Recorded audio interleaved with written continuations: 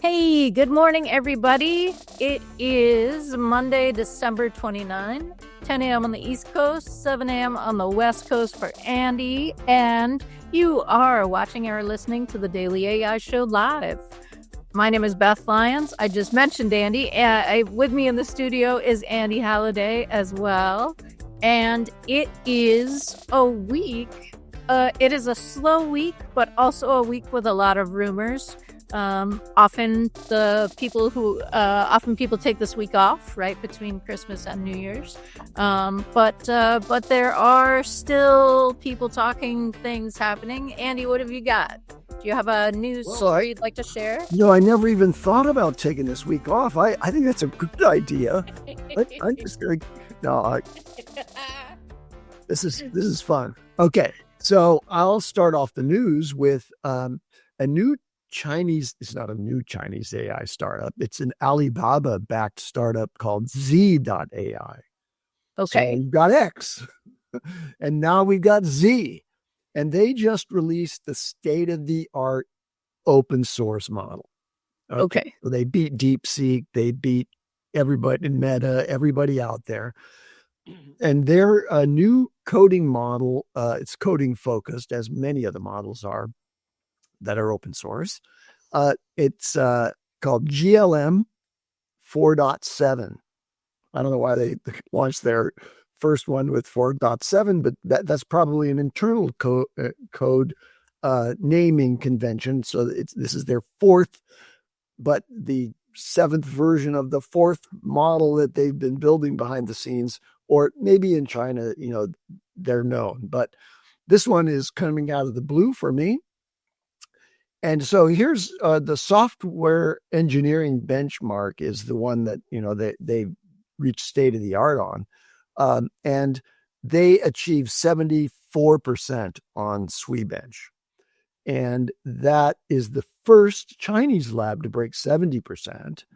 And it surpasses DeepSeek v3.2, DeepSeek's most recent model, which was, quite a big splash. And they open sourced it on Hugging Face, so you can get it there. Nice. And you can use it with other coding agents like Claude Code, for example, and make that happen.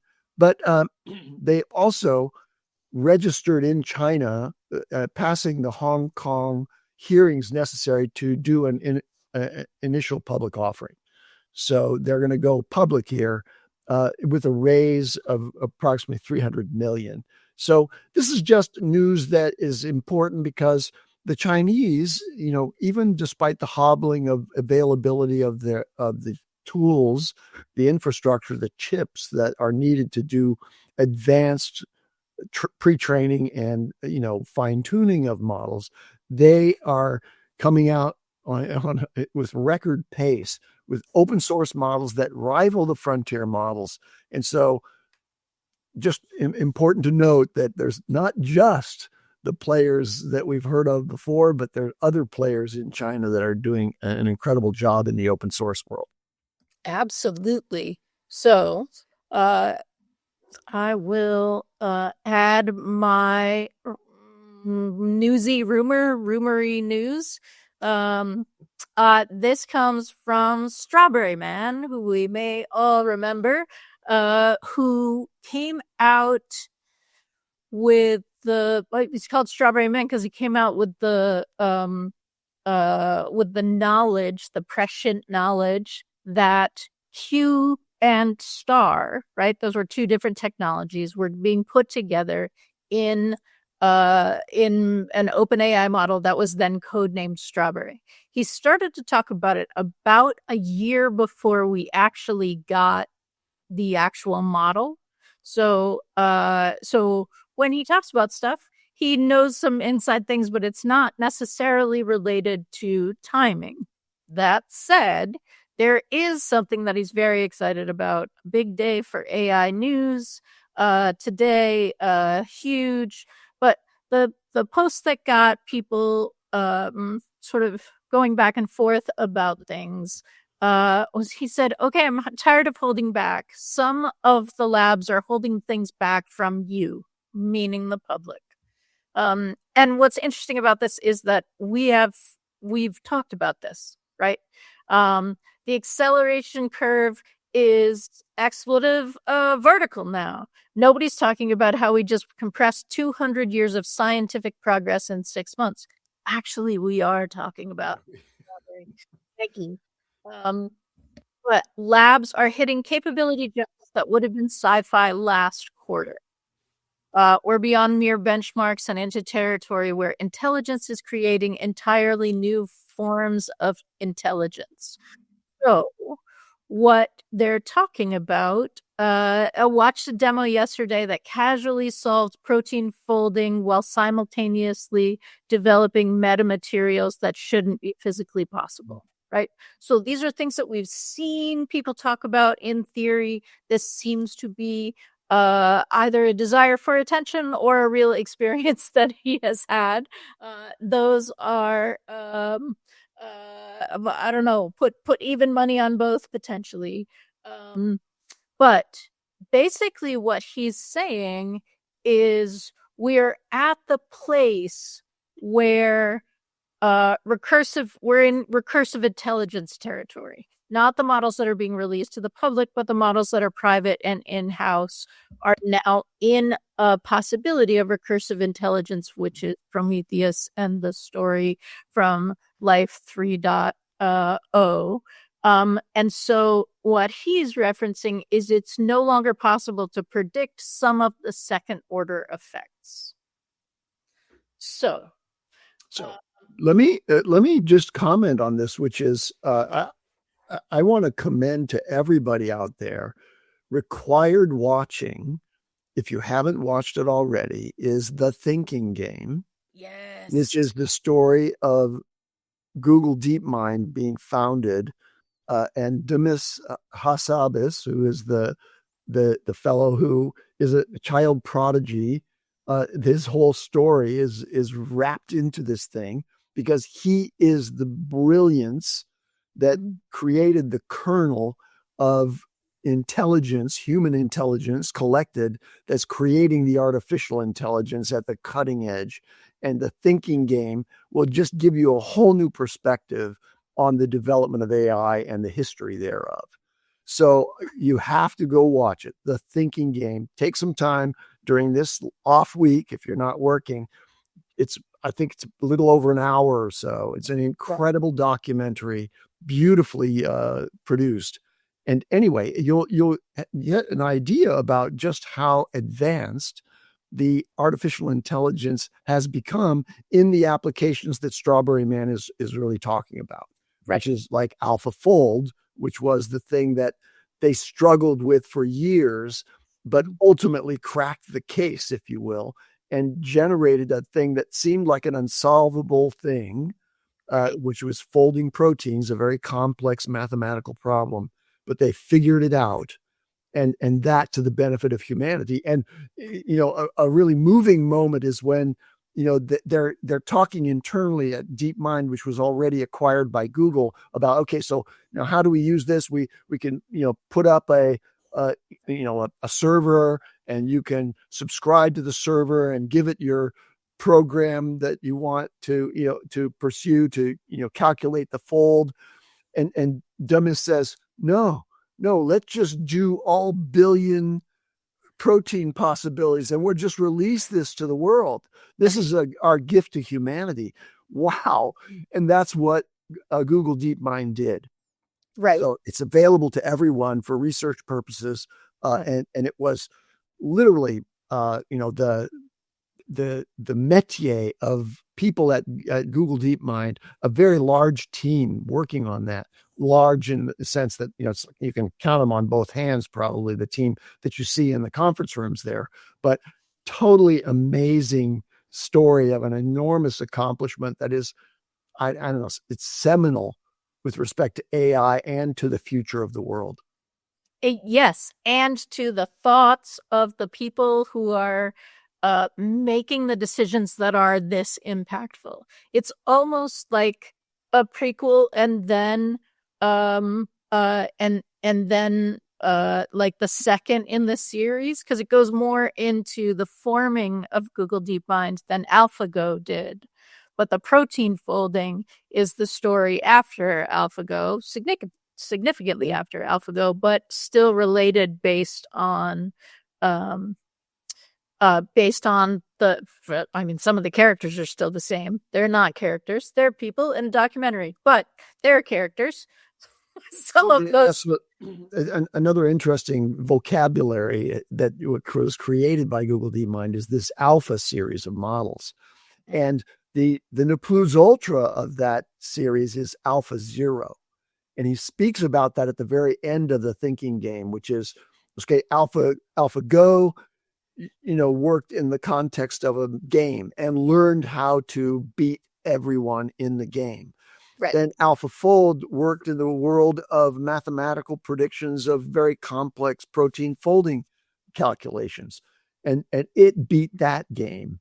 And the next one is, okay, let's just create an Alpha Zero. We're not going to give it anything. We're just going to tell it, learn about the world right. and then figure that out and fix it. Not, right. Do good. Fix everything. So Alpha Zero is the holy grail of AI in Hassabis mind. That's what he's working toward at this point. Wow. And it's so interesting because we don't really hear Google, or even the people who leave Google to start their own labs, we don't really hear them talk about AGI or superintelligence as like a talking point. We just see them doing it, right? Like, there isn't a big paper that says to the benefit of all the world. It's just, we're not going to make profit off this. We're going to release it, kind of thing. So it's actually a really interesting contrast. Is probably the wrong word, because OpenAI is, scraping for its survival kind of every day, because it doesn't have this war chest of having been the main company that has been raking in advertising dollars. They're not hurting, right? Like, they are sort of hurting because they want more compute, but they're fine. Also, but Google is actually, it's like Google is doing the thing, and OpenAI is also doing the thing, but talking much more about doing it. Yes. So, we're going to get incredible benefits, and I want to share with you one that is meaningful to me. And I'm going to share my screen now. Let me see. Yes, you can see it now. This is just released. So Meta has the SAM, segment anything model line, and they've just released SAM audio. Yeah. So it can separate out sounds, and you have a visual interface. So you can look at a video, for example, and you can click on the person in the video that you want to listen to, and it'll suppress the sounds of everything else that are sourced in that video. And this uses, advanced neural networks to do that. And the example that you see here, and the place that you can go play with this yourself, is ai.meta.com/Sam audio. So the sort of the showcase is, there's this guy on the street. He's got a little microphone. There's all kinds of noise, an ambulance, and then, it circles him, and you don't hear anything else. It's just his voice. Oh, wow. Okay. And then what's really cool is they give you some examples on that page of what you can do. And this is what I'm interested in. So I'm a bass player, poor bass player, but we do gigs, and I have to learn the songs.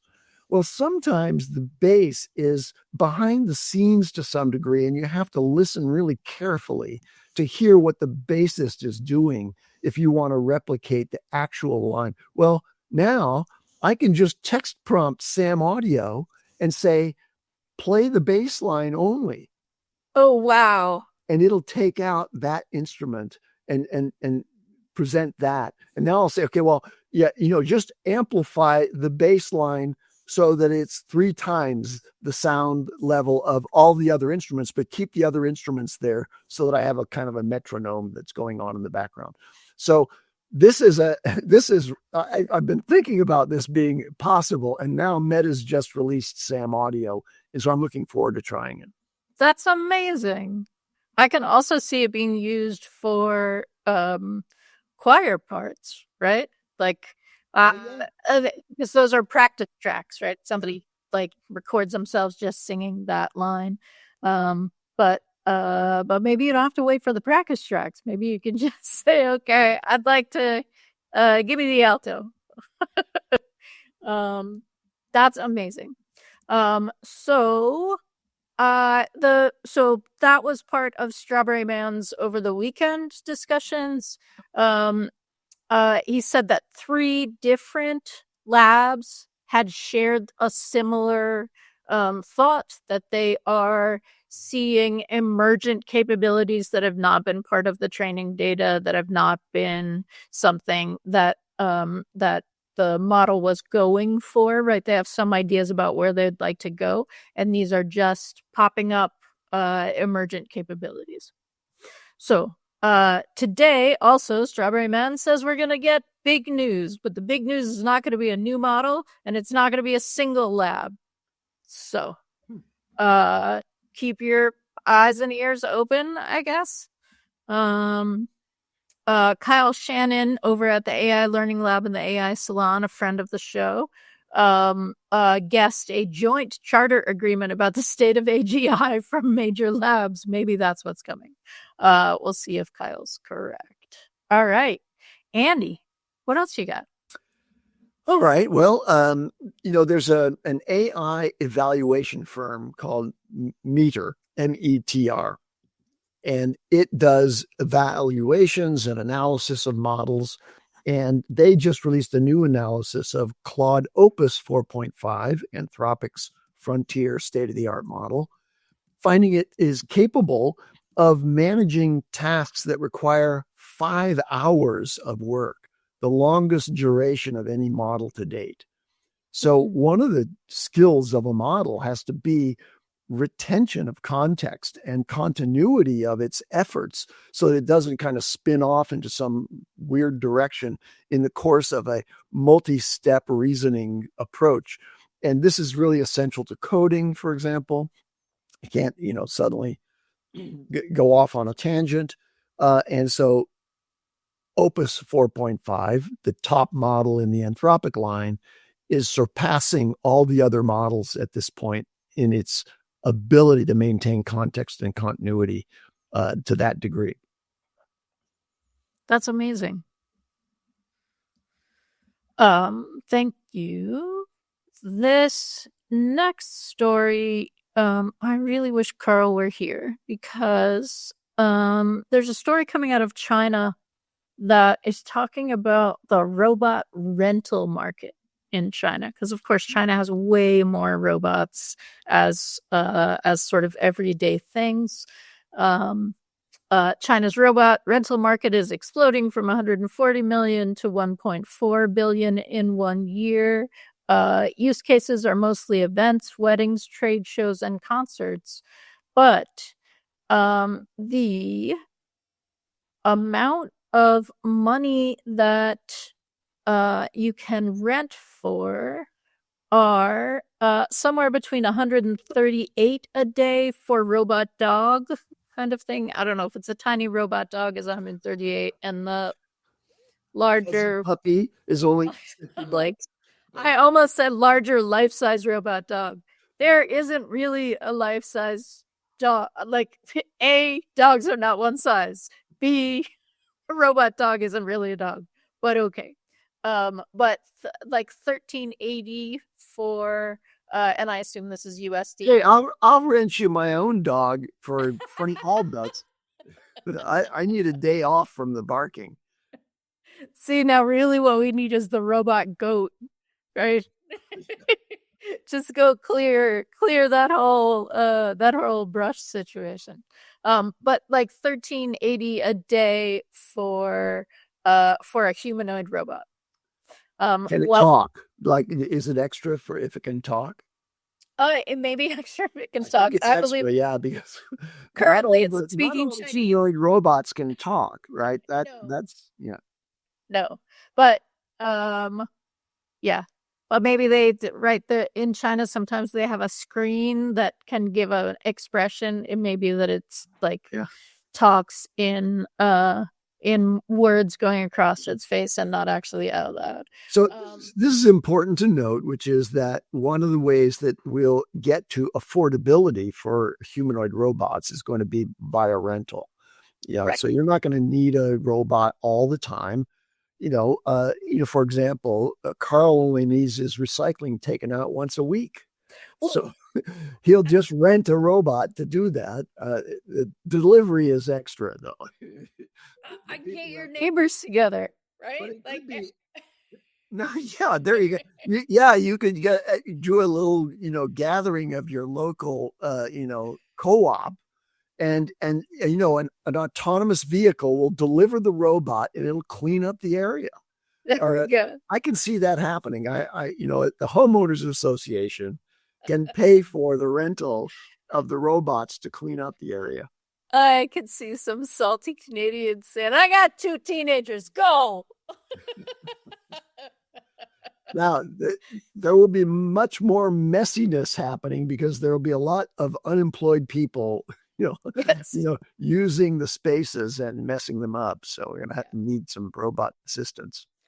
We're Charles here. So just in time to rent a robot. Yeah. And the analysis that is included in this says the robot butler narrative was always backwards. Deployment will be driven by event economics, not household dreams, and mass production follows rental demand, not the other way around. Right. Yeah. So Carl, just before you arrived, we were talking about robot rentals in China. Okay. I was saying that, you only need your recycling taken out once a week. So you can just have an autonomous vehicle deliver your robot, get the recycling together, take it out to the curb and then send it home. And you could do that on a rental basis. You don't have to buy your own humanoid robot. Oh, that's fantastic. I just needed to do the thing though. I needed to do the thing. Well, and so what we were saying was the robot dog is like 138 a day, and the humanoid robot is like 1,380 per day. But we don't know if this is the tiny robot dog or like that. But if you have it for a whole day, you could just tie something to it and have it deliver it up at the top. I don't know what I'm going to do with a robot, like a robot dog. Like, I'm not sure what the use of that would be, unless to play with my dog, though it would probably scare my dog a little bit. Don't get a robot dog to play with your dog. Yeah, so maybe the 1,380 a day just once a week for you to take out. I guess so. Well, this robot dog. Forget it's not the robot dog. Can it close my dishwasher in less than 4 minutes? No, I would be. Not yet. Because that's a little too much. Hey, I saw a headline this morning that said, it's an article in something, I don't know, just that even the humanoid robotic developers are not satisfied because their robots suck. And we saw this with, the Optimus line of robots and, starting earlier this year, I think it was, or maybe even late last year, where they had a showcase in which the, Elon Musk Optimus, X robots, were at an event, but they were speaking so intelligibly and nicely. And it turned out that there were human operators behind the scenes that were voicing each of the robots. And so there's limitations on their capabilities. And Carl, you're pointing one of those out, which is sometimes the process of learning about a skill is not at the level of, say, a Boston Dynamics robot, which can do parkour and race around the room. They're not moving that fast. They're kind of slow and dull, and it takes them a long time to learn even simple tasks. So, having one of those big monsters in your house right now is ill-advised, just because they're very, very sketchy in terms of their skills. Right. But that, like, being controlled by a human is a selling point potentially, right? Like, I can see that. I as don't a want mode the of one use. that's not being controlled by the human right now. Carl, what were you going to say? Have we all seen the Russian robot? No. No. Okay. So, I have to play this Russian robot. While you're teeing that up, I'm just going to hold another quick news story here. But I definitely want to see the Russian robots. Get that rolling here. Okay. So this is really short.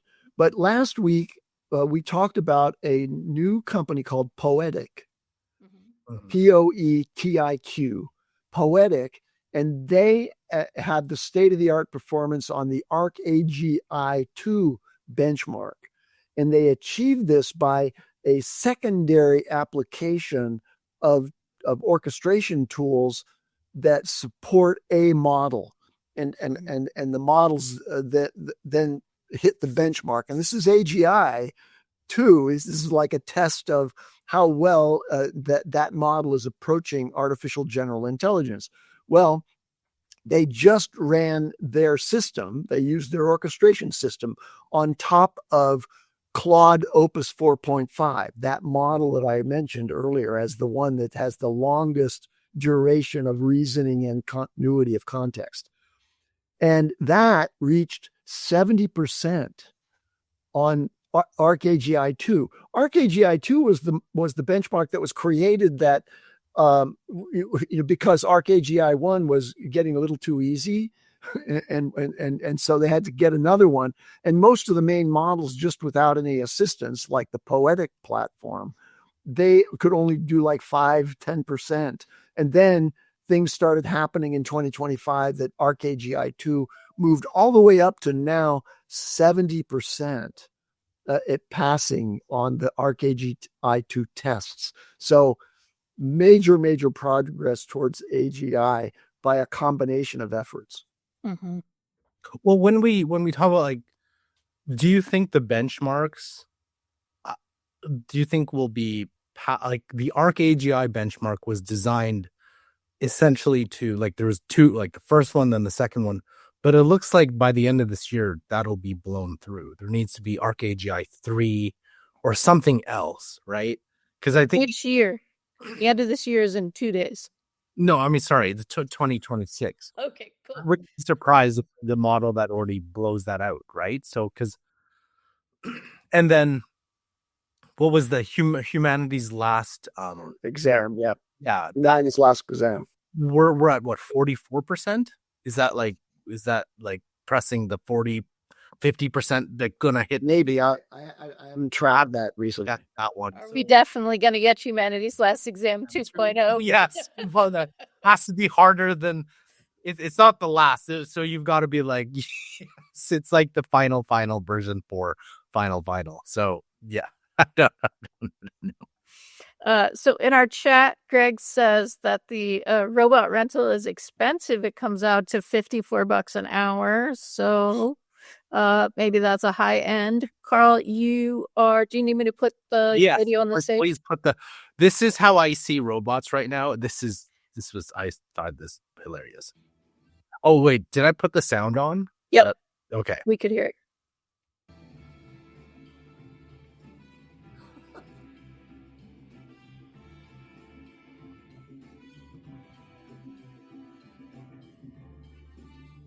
Oh no. Uh-oh. Oh. Oh, he's down. All right. Let's help him.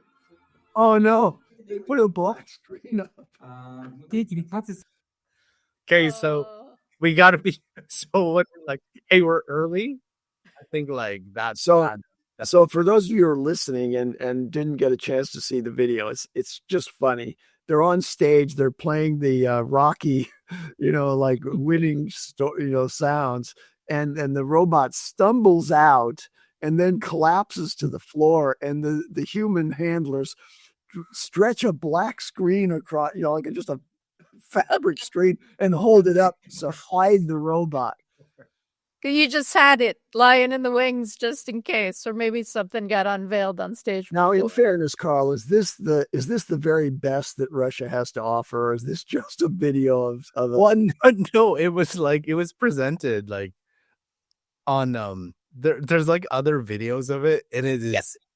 it actually like is one of their robots that they created. Like I guess it's the first ones that like it reminds me of I don't know if you remember I think Iron Man 2, where they're trying to copy the Iron Man robot, and all these like countries are showing off their robots, and the robots are all like either blow themselves up or they fail. That's how I look at this, where it's like this thing was terrible, and then they had to have a black screen over it.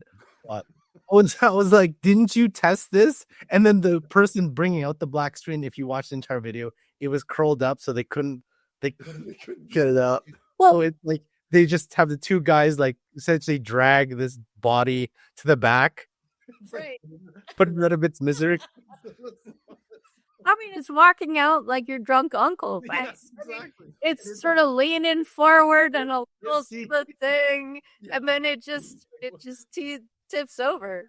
Well, anyway, the point is there's much better robots out there, including Unitary robots that, recently we mentioned, appeared in a concert matching the human and exceeding the human dancers, in ensemble with the human dancers, and really impressive programming. There was an article, I believe, in the Shift newsletter that talked about the advance happening that humanoid robots that a hand model had been created that was as dexterous as a human hand, but could move incredibly fast. And so one of the things that it was showing it, and I don't know why you would set your factory up this way, but let's just go with it. Where you're like putting on a nut on a screw, and then you have to like do the turn it so that it tightens on the screw. Had those kinds of things where it was able to just like get it where it should be, screw it a little bit, and then boom, it's going so fast that it's just a blur in the video. So that's important, but probably not for that specific use case, right? I mean, you're not spending $13.80 to have a robot I think you'd have like to put nuts on screws. Sorry. Well, I think it's your expectation, right? So if you have an expectation that this thing's going to do something better, faster, quicker, more efficiently than a human, I think you're better off hiring a human, because I feel right now, this is more like a novelty. It's like, hey, look, I have a robot, which, I remember the time when like, oh, people have an iPhone. Oh, we have an iPhone. It's like, but now it's like, I have a robot. It's like, yeah, what can your robot do? Oh, it can walk around. Who cares? It can kind of do this. How long does it take? An hour? Who cares? It's like, so like you spent this money on this robot, but I guess that's more the practical sense for people who are like, I'm going to throw a dinner party and then I have this robot kind of walk. Well, I guess it's like the novel. I guess so. I haven't seen this picture, and I'm not sure I'd believe it if I did, but do you remember when the Apple visor came out, right? And so you saw this guy in New York walking his robot dog wearing his Apple visor, right? The next thing will be that the robot companion will be holding all the bags, right? Yes. And doing all of the things. But again, that just seems like like an aesthetic rather than an innovation in getting something done. Yeah, and I feel like there will be a version 1 that's actually going to be somewhat good. Version 2 is going to be better. Version 2.5, I don't know, whatever. And then like it usually like that, right? Third version is going to be like, that's where everybody has adopted it and whatnot. So, because I remember, yeah, there was like the iPad 2, and then it was like everybody adopted it. So I'm not saying that the robot is going to be an iPad, but it's going to be, yeah, like it has to work well. Like, I'm thinking about, okay, the Roomba. How was that adopted? How long did that take to get adopted by Right. everybody? I know. So, Andy, do you have another news story? I do. I want to tell you about an interesting company, which is it's exa.ai, EXA.ai. And they have developed, they're backed by Benchmark and NVIDIA and others, but it's a well-funded startup. And they are an applied AI lab, which is pursuing the long-term goal of perfect web search and giving users fine-grained control over all the world's data. So they're different in the following ways, right? They use an end-to-end neural architecture for web search instead of classic keyword ranking and just indexing. So they get to a higher level of semantic relevance and better scaling with compute. And they just introduced a thing called people search. And so people search is really important to sales, recruiting, market research teams, and anyone looking for specific types of profiles like investors or founders. So this AI-powered search goes and blows away any prior capability when it comes to finding people out there who have the representation on the web. So anyway, I thought it was very interesting. They indexed 1 billion people, which is not everybody in the world, but not everybody in the world has a sort of digital presence. So of course you have to have a digital presence to show up in this sort of thing. And they have an ingestion pipeline, just like in classic search, Google and other players out there have a web crawler, a spider that goes out there and hoovers up everything that's available.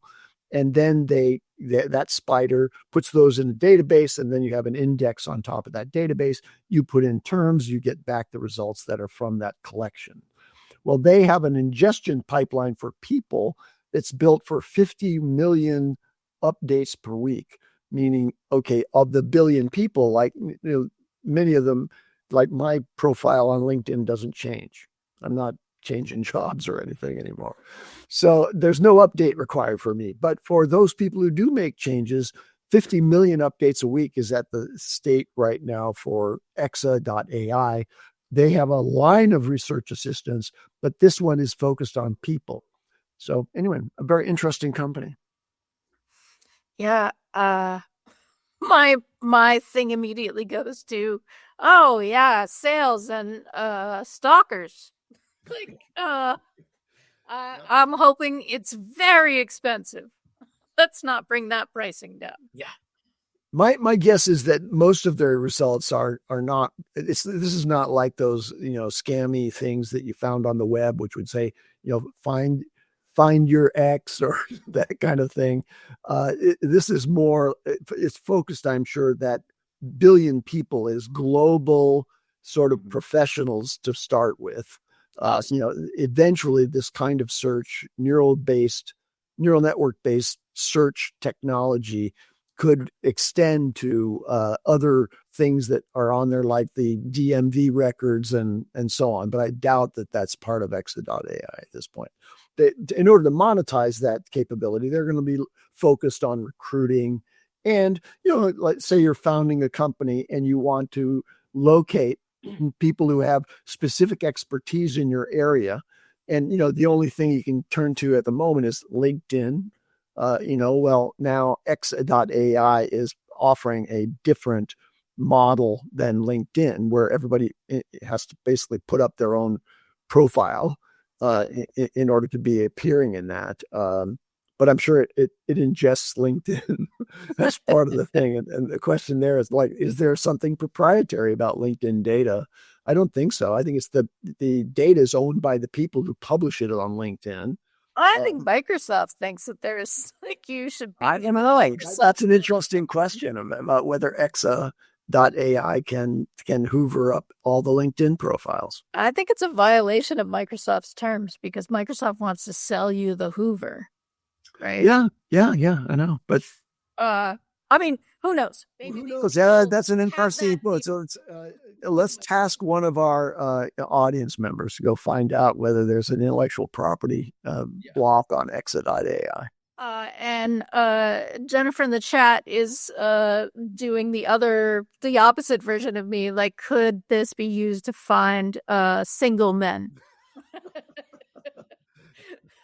So, good question. Right, glass half full, glass half empty. Absolutely. Here we go. Well, it could obviously the technology should be applied to the to the Bumbles and what's the name of that other one that's like a hookup site? I forget. What is it? Tinder. Was it Tinder? Tinder, thank you. Yeah, Tinder. Yeah, Tinder and It's wild that I know that term. Sorry, we are not their demographic. So wait a minute though. I've always had an issue with like the dating sites don't make sense from a pure monetary perspective, because there was somebody who was I was watching this. It was like a VC saying we would stay away from all dating site or dating type apps just because the business model doesn't make any sense. Because for your dating app to be successful, if it's successful, people will leave. So you need them to stay on the site to make money. So how are you going to keep people on the site when successfully the success of that site means they go off the site? So it doesn't make any sense, right? And then he was talking about there people are trying to find ways to go after. So it's like, once you are in a relationship, they have like advice and all that stuff, but no one's going to pay for that. I think like the general sentiment is people want to leave the site after. And I'm still not sure how AI can help, because you still have a fundamental business problem where it's like you have people on the site. That hasn't become too much of an obstruction to the success of those sites. Well, no, but like, aren't their stocks all going down? Like, isn't there like I don't know, they losing money because of that? And so that's because I get the idea that if they do a good job, then you leave their servlet. Yeah, you don't make you want It's a short-term thing, right? What you're hoping is that you do such a better job than the others that they tell friends and everybody piles onto yours. You make enough money doing that, right? Because the population is I guess, population is renewable. Yes. Yes. All right. So I thought of you for this headline from the Superman Zane Khan headline, and then I remembered you're in Canada, so it doesn't matter. But the no foreign drone rule for America is coming into play. So drones in America will only be available if they were manufactured in America. And the headline is no new DJI drones for America. And I remember Carl doing I have no idea whether it was live on the show or you just talked to us behind the scenes, but that was a DJI was a drone brand that you it's one of the, for those who don't do any type of drone work or they don't have a hobby with drones, DJI would be the number one used drone in like photography, videography work. I still have my Mavic Air 2. I have a DJI FPV drone. So, and I think I know one of our clients, they have a brand called Raptor drone, and they're called Raptor, but they sell a lot of DJI. There's a couple other ones, but they sell like farm, like these really massive drones to do videography and then help with farm crop. I can't remember. And spraying that. Yeah. Yes. There's a bunch of ag startups. Yeah. But they can't sell the DJI product, which is, if not one of their best sellers, because the markup on it is outrageous. So Mm. they just, it's unfortunate because like the drones are really, really good. And this has nothing to do with AI, but like, everybody remembers the GoPro, right? Like that was the GoPro. So obviously now it's like Insta 360 is like the king of that market now. So it's interesting what happened to GoPro, but I thought DJI would have they do have a better world brand. So I don't think eventually, I think how long they can sustain outside the United States, I think they'll still be okay until, whenever the tariffs are, whatever the negotiation is. But I'm thinking, eventually. But So can you buy a DJI drone, or is it Canada? We can. That's no problems for us at regular price. But I have no clue. All I know is in the States, that client of ours, I remember he was like, "Yeah, this is gonna hurt because we can't." Yeah. And the headline said no more. So I don't know what that means in terms of like people who are you no longer able to import them, but you could still sell them, the ones that you already had on your shelves. Yeah.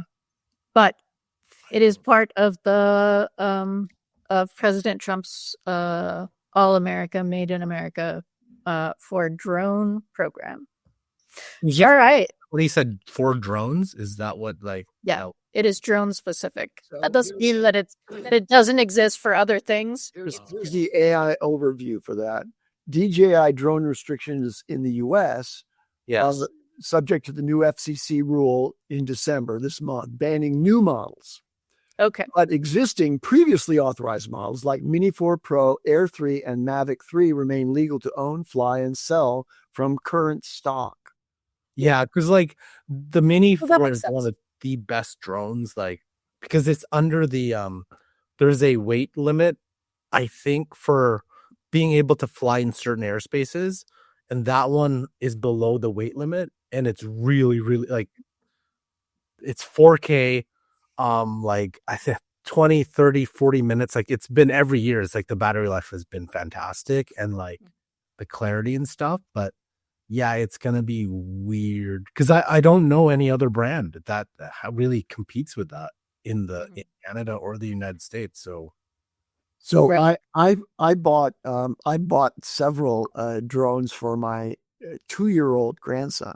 Yeah. And you can, for $25, get a little quadcopter drone that's got enclosed propellers and a regular remote control. It doesn't have a camera or anything like that, but it's really a very proficient flying drone that compares favorably, just in terms of flying in close proximity to you, to a DJI drone that is also here on the property that you can fly, but has the camera and all that other stuff. It's an amazing little toy, and so if you haven't ever had a drone before, I highly recommend you get, for $25, you get one of these things off of Amazon. It's brightly colored, and It's baby's first drone. It's so good. Drone. He's lost a few into the trees. I've had to buy a couple, but they eventually, during a storm, they come back out of the tree. So that's a renewable resource too. So there was a headline, but I am not able to find it. But China was announcing that the robots are able to be infiltrated, right? And infiltrating one robot infiltrates the others, and it's basically the Borg or the Battlestar Galactica problem. I'm not sure that was surprising, but I do believe that this has been confirmation, right? Things that are connected, if you infect one, you infect the others. All right. Carl, do you have something else, or we will wrap up? Oh, I know. I have one other thing I want to remind people about. I do, but it's more of a probably better for like a longer conversation, because it was that it was the article by what was it? Jay Gupta. and he wrote a really comprehensive article on the decision layer, and then I forgot what the term was for it. And I thought it was a really interesting piece, but this probably warrants, like, we're coming up the time, like probably a longer show. So maybe for tomorrow or so on. Yeah, it's a record or something. Yeah. Tomorrow's our 2026 predictions show. But it sounds like an excellent New Year's Eve show on Wednesday potentially. Also in these next 2 days, what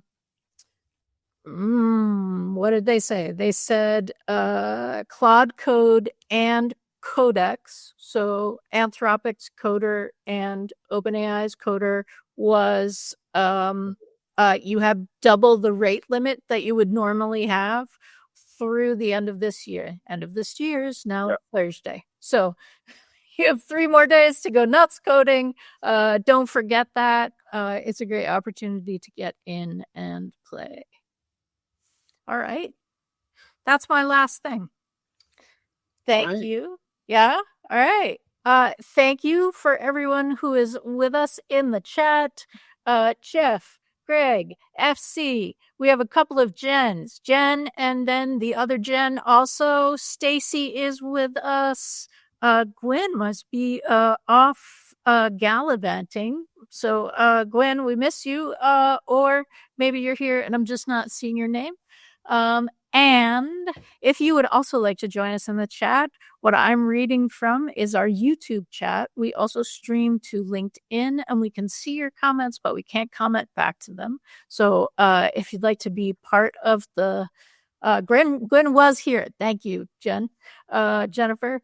And we'll be back tomorrow. We'll be back all week. And thanks everybody. Ooh, and the rapture has come for Andy again. I feel once again that Andy will be said nah, and we'll see Andy again tomorrow. All right. Thanks everybody. Have a good day.